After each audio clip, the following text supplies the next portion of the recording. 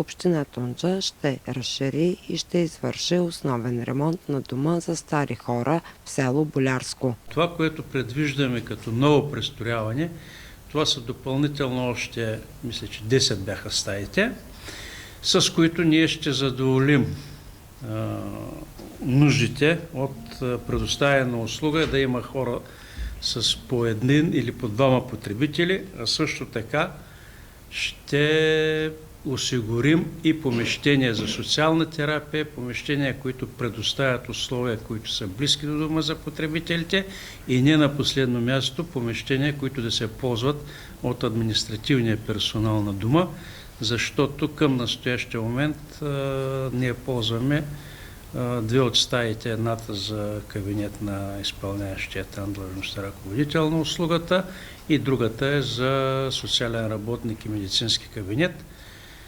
И с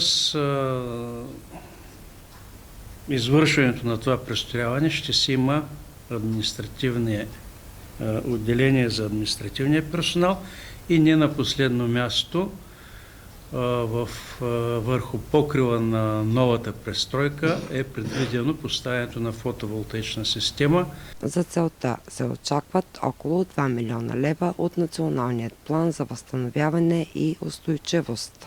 За да отговори дома на всички съвременни изисквания, като нормативи за жилищна площ, за административната необходимост, каквато се налага в сградата, за персонала и така нататък. Нашия дом не е за хора, които са с тежки заболявания и на легло и с повече от 50% инвалидност.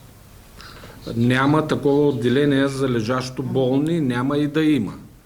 И по новия проект, който се разработва, така че такова отделение има в Ямболския дом и в частния дом, в двата практически частни домове, в Болярско и в Миладиновци. Ремонтът се налага поради новите изисквания на Закона за социалните услуги и наредбата за предоставянето им.